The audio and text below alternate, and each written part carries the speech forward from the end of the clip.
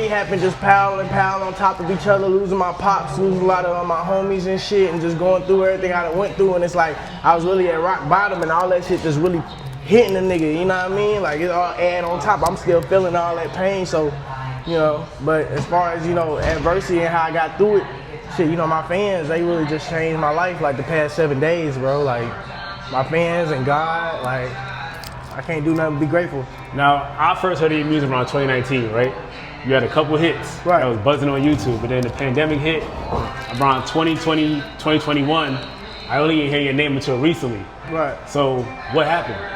I ain't gonna lie, I kind of like lost myself. What up with it? I kind of lost myself, you know, in the midst of everything, just being caught up in the fame and the industry and going through a lot of things with, you know, some of my partners and my hood. And like I said, losing my pops, that really like hit me hard because I missed out like 6-7 years with my pops. You know, we linked back up when I was like 17, 18. So a few years after that to lose them, and like them last few years I was in the industry caught up in all this shit. So when I lost it, that shit kind of made me hate the rap shit and the industry shit. Like damn, like this shit, I was distracted. I was focused on this shit. I should have been cherishing these last few years with him. So, you know, I kind of took a break and fell back, you know. I hear that. So you're not doing shows still? What happened with the shows? Because you had a lot of hits. Yeah. Someone would say, hey, if you got hits. I ain't gonna lie, now, like I said, within the past 7 days, past week, the way shit been changing, yeah. I've been getting bookings now, the show's picking back up. Like I said, thanks to all my fans and shit. They, you know, they give me a second chance. You know what I mean? I just got a booking last night for something in Texas. You know what I mean? Okay.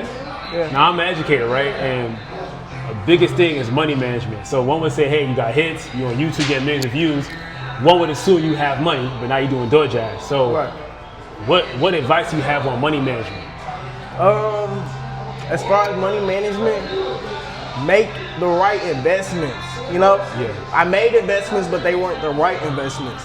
Okay. So you gotta make the right investments. I mean, like I said, you know, I come from, you know, hustling. So obviously, when I first got in the game, you know, boom, when a nigga even got to thinking about, all right, let me, cause when I first got in, I was set, you know what I mean? Nigga was loped up, you know, nigga cleared 2 M's, you know what I mean? But after a couple years, you know, trying to take care of everybody, I'm like, all right, let me try to make some money before this shit run out. So, you know, I'm trying to go back to the streets and I'm trying to do this other shit, dumbass shit, you know, when I should have been thinking about businesses, you know, I said that in the song, you know what I mean? Like, the trap, all that shit cool, bro, but it's ups and downs with that shit, you know what I mean? Shit gonna happen, shit get hit, shit, niggas get locked up, you gonna spend all that shit on lawyers or, you know, whatever, you know what I mean? So, one thing about being in the streets and keeping your freedom, that's just expensive, bro. If you ain't snitching and you ain't doing none of that whole ass shit, that's just expensive, bro. You know?